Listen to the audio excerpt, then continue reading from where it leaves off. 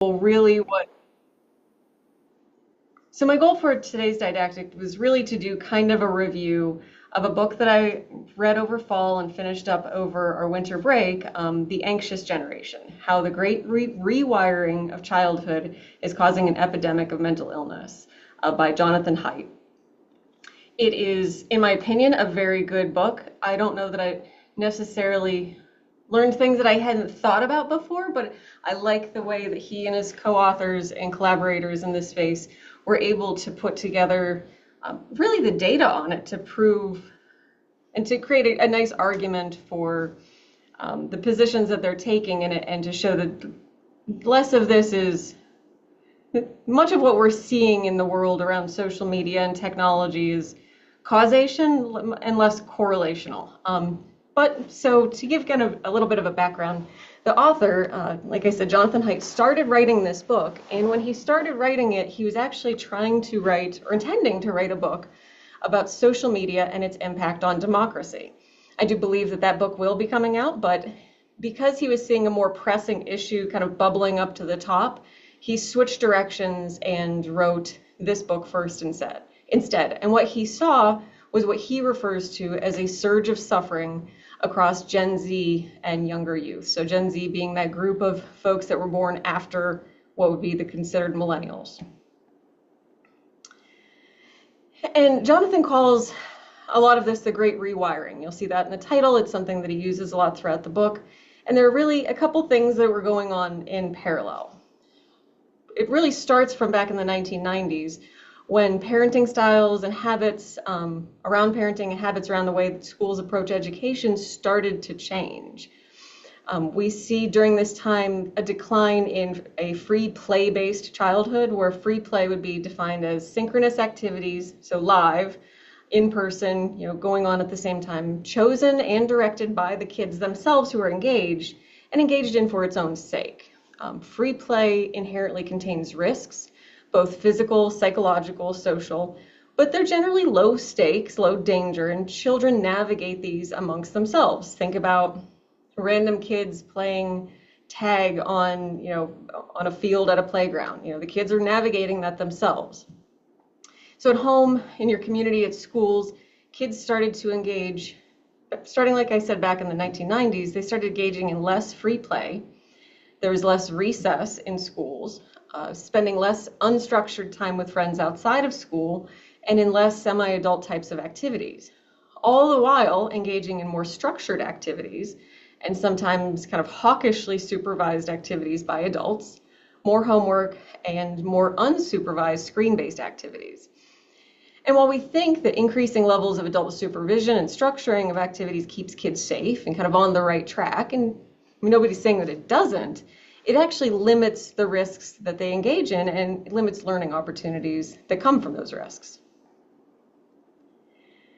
Then around the 2000s, those changes in parenting styles and education styles were followed by some technological innovations with computers, phones, internet access. And it was around 2007 that smartphones were introduced. And smartphones were actually adopted faster than any other communication technology in history, connecting users to the internet 24/7.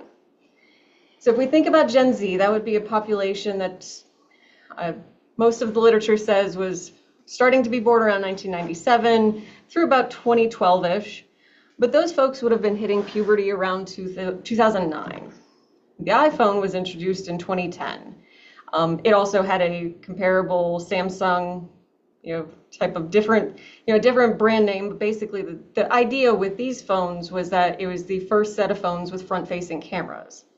That same year, Instagram launched and could only be used through the phone-based app for several years of its use. So while we're seeing this bubble in technology, the percent of youth who meet up with friends outside of school almost daily has steadily decreased, and we saw a sharp drop in that around 2010. Then in 2012, Facebook bought Instagram, and the age of our current social media ecosystem began. Smartphones began being carried in most people's pockets, including young people. And it's important to think about that this wave of smartphone usage included the parents of young people, which means not only were kids looking at their phones more often, so were the parents. Then by 2016, you have 79% of teens and 28% of children ages 8 to 12 owning a smartphone. By 2022, 46% of teens report being online almost constantly. So here's two good, interesting graphs, and all of the graphs that I've pulled for this presentation are taken directly from the supplementary content, because the book, while is a wonderful book in and of itself, there is a ton of supplementary content online, and I have the links to that in the slides. But as users spending less time playing, less time unsupervised in the real world, less time outdoors, they're spending more time on homework, more time on organized sports and organized extracurriculars, and more time on screens. And screens including, computers, phones, the internet, broadly. The surge of suffering that he refers to is that at the same time, across the globe, youth started to report an increase in a variety of not great things. So the first of which we're going to look at is school alienation. You see across English-speaking countries, Latin American countries, Europe, Asia, we saw self-reported feeling alienated at school rise between 2010 and 2015, and then continued to go up from there. You also see anxiety and depression among youth begin to skyrocket around 2010, and the rates are most concerning for those youngest individuals, as you see in that top chart, for that 18 to 25, seeing the largest increase since 2010. It's certainly not limited to the US, while these charts are specific to the US. Similar trends are being shown across the board for non-suicidal self-injurious behavior, and that one is more troublesome for girls than it is boys, but we see an increase in both genders. And suicide rates, and you can see from the chart there, much more troublesome for young men than young women, but also an increase. And note that the suicide rates today are higher for adolescent girls than at any point in recorded history. We know that suicide rates are higher for Gen Z girls in the US, the UK, Canada, Australia, and New Zealand than any previous generation when they were young. And the crisis does go on beyond mental health. Since those early 2010s, we've also seen global decreases in academic performance, global decreases in sleep, time spent with friends in person, and exercise. So I do want to emphasize, though, that these problems are developing in lockstep with technology, smartphones, social media. The great rewiring really is twofold. One of the major factors is the budding culture of safetyism that's developed. I like this cartoon, which is used in the supplementary materials. You can see that the teacher is saying, we've created a safe, non-judgmental environment that will leave your child ill-prepared for real life. And that's true. I mean, we want to create a space where kids feel safe, both physically, psychologically, socially, that they feel supported and well-nurtured and wrapped around, but that's not necessarily the best way to prepare them for real life once we don't have the opportunity to wrap around them constantly. And while the author goes into great detail about this in this book, his work in this book builds upon a previous book titled The Coddling of the American Mind, which I also highly recommend. The thing is that kids need access to risk. They need curiosity. They thrive in it. The author talks about your children end up there's two basic mindsets that are easy to fall into. A discover mode, which is where we want kids to be. We want them to be looking for opportunities, feeling like the whole world is their playground, that they're able to think for themselves, but having a home base of safety to come back to. Or defend mode, where kids are constantly scanning for dangers. They feel like it's a scarcity mindset. They don't feel like the world is at their fingertips. And then this becomes very much clinging to anything that feels safe. In 1959, the UN Declaration of Rights of the Child named play a basic human right, quoting or stating that the child shall have full opportunity for play and recreation, which should be directed to the same purposes as education. However, through safetyism and our massive overprotection from the real world, kids are missing out on key activities and milestones. So they don't have the opportunity for free play the way that they used to. Play now is often much more structured in much more limited kinds of environments. Attunement. So attunement is the matching of affection between an infant and a parent or caregiver to create emotional synchronicity, the kind of peekaboo and things that you do with infants. That stuff is really necessary for kids to be able to figure out how to read and respond to other people in their environments. But we know that a lot of parents are staring at their phone, which is taking their attention away from the child, so they're not even necessarily engaging in as much of that as they need to. And then once kids have their nose on the phone, then the same thing goes. And risks are valuable. I mean, think about the fact that we need gravity for muscle and bone development. We need, challenge in order to grow. So, but at the same time, kids are completely over hovered in the real world. They're overexposed and underprotected online. And tech companies know this, and they know how to hijack our attention. And their entire financial structure incentivizes them to do so. And when you think about this, it really comes to a point of opportunity cost. There's a quote used in the book from Henry David Thoreau about the cost of a thing is the amount of life that must be exchanged for it, either now or in the long run. And this safetyism takes kids out of discover mode and places them eternally in defend mode. So it's no wonder that we see increasing rates of anxiety. The other part of that great rewiring is that shift from play-based childhood to a screen-based childhood. The author says phone-based childhood throughout, but is really referring to any screen that's connected to the internet. But this takes us away from real-life social interactions. It gives us the illusion of more sociability, but screen-based asynchronous interactions don't have the same kind of quality. And if if a group of youth are together, but with phones in their pockets, it's still fragmenting their attention and reducing the quality of their in-person interactions.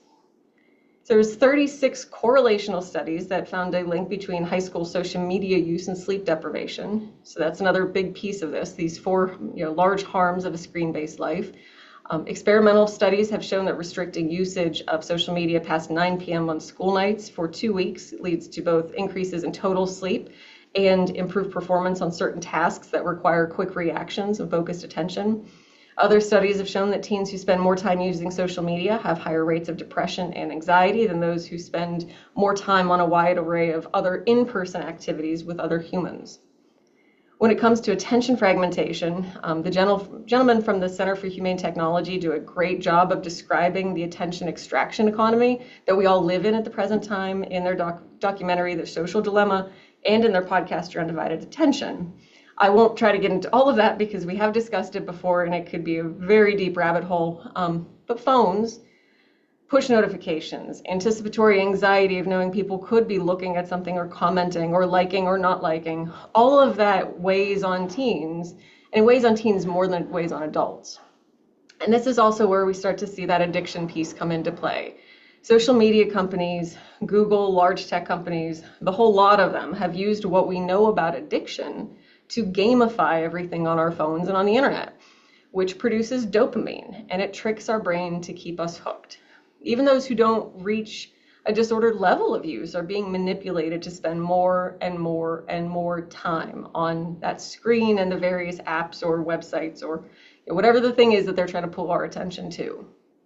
So the hooked model is that model on the right, and it guides game app web designers through a loop of all the things they need to do to create, to keep their users, get their users hooked and create strong usage habits.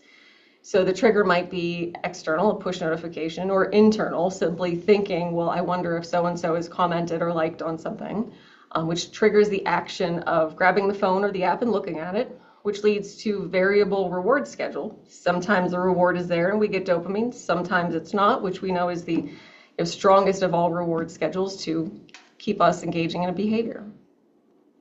So that creates that investment, and then that whole loop starts again.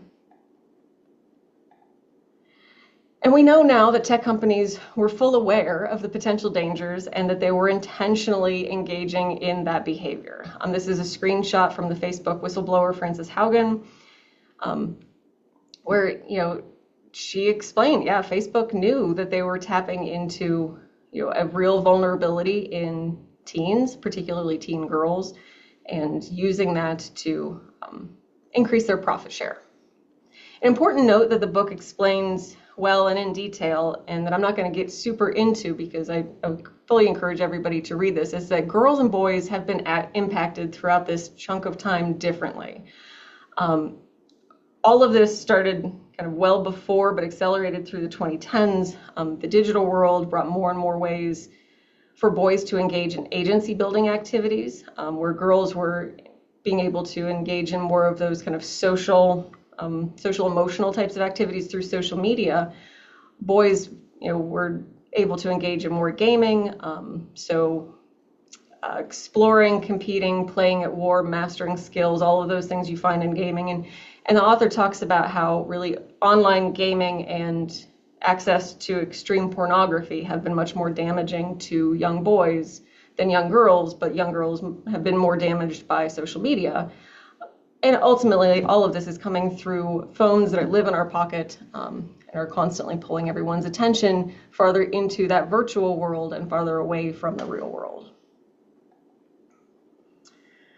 For those who are skeptics, and there's a number of things that the author has not only online but in the book to address those that are skeptical and say, well, this is correlational. We don't know that phones or social media or internet access or any of these things are the cause of these mental health issues and the suffering that we're seeing amongst youth. The author and his colleagues have really done their due diligence. There is a full document of collaborative review documents. There's tons of evidence that they continue to point to. And, the bigger picture is that they highlight that racism, economic hardship, social unrest, those have always occurred throughout all of known history and, in waves. But none of them have had the similar dramatic impact on youth versus people who were not in youth when those things were going on. And there are experimental studies that show the evidence of harm of social media and the benefits of reduced usage of social media. And it's the big picture here to me was the lack of real world interactions, the lack of sense of community combined with the unique harms that technology is really fostering a sense of meaninglessness amongst youth, which is causing a lot of the problems that we see.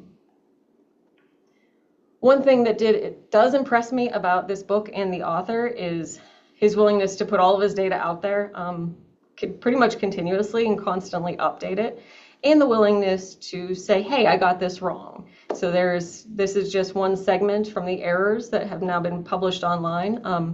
But while writing the book, the author speculated that the mere presence of a phone, say in the classroom, so a teenager has a phone at school, but they're not allowed to have it at their desk or in their pocket in the classroom.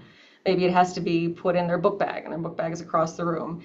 He speculated that the mere presence would be enough to disrupt attention and impact cognitive functioning, impact academic performance.